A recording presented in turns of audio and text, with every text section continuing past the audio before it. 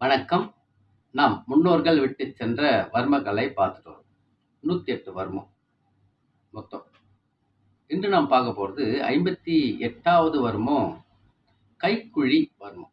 கைப்பகுதியில தான் இருக்கு. ஆம்பிட்ன்னு சொல்லுவாங்க. தமிழ்ல அக்குள் பகுதின்னு சொல்லுவாங்க. நம்ம எல்லாருக்குமே தெரிந்த ஒண்ணு தான். ஈஸியா கண்டுபிடிச்சிடலாம் அந்த வர்ம புள்ளிய. இப்ப கை தூக்குறோம் பாருங்களா? கை தூக்கிட்டோனா, இந்த உள் பக்கத்துல ஒரு பள்ளம் இருக்குங்களா? இது அக்குள் தான். இதானே அக்குள் பகுதி. இந்த மையப்பகுதி உள்பக்கம் பெருவிரல வச்சுக்கிட்டு மேல் நோக்கி பெருவிரல் வச்சுட்டு பாருங்க. மேல் நோக்கி தூக்கணும். ஒரு 5 எண்ணிக்கை தூக்கிட்டு 1, 2, 3, 4, 5 இதான் அதோட இயக்கம். அதுக்கு மேல வேண்டாம். 5 போதும். 5 தூக்கிட்டோம்னா, அதுக்கடுத்து இன்னும் கொஞ்சம் மேல தூக்கி அப்படியே அங்கேயே தான் இருக்கணும் புள்ளி. புள்ளி இன்னும் கொஞ்சம் மேல ஏந்தல். அது ஏந்தல்ன்னு சொல்லுவாங்க. அது ஒரு 18 எண்ணிக்கை. 1, 2, 3, 4ன்னு ஒரு 18 எண்ணிக்கை. முதல்ல லேசா வச்சுட்டு ஒரு 5 எண்ணிக்கை. இன்னும் கொஞ்சம் அழுத்தி ஒரு 18 எண்ணிக்கை. அதுக்கடுத்து மேலிருந்து கீழ ஒரு 9 முறை தடவி விடணும். இதுதான் அதனுடைய தூண்டுதல் முறை.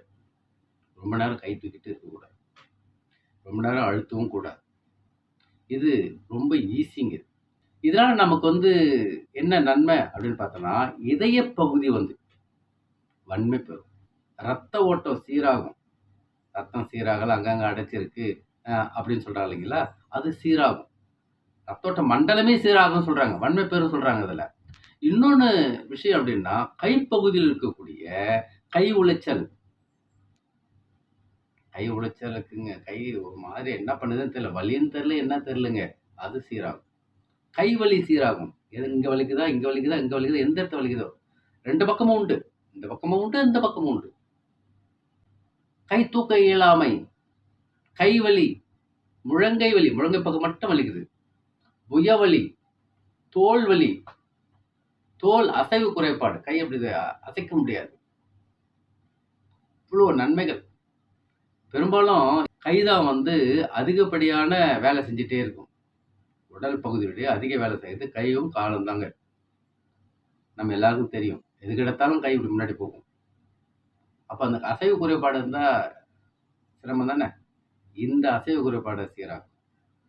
கை விரல் வலி, கை முழங்கை வலி, இந்த பகுதி பெருவிரல் வலி, பெருவிரல் இந்த பக்கம் சிலருக்கு வலி இருக்கும். இந்த வலியெல்லாம் சீர் பண்ண இந்த கைக்குழி வர்மத்தை நாம் பயன்படுத்துவோம். உடல் நலம் காப்போம். நம் நலம் நம் கையில். அன்புடன் உங்கள் கண் ரவிவர்மன்.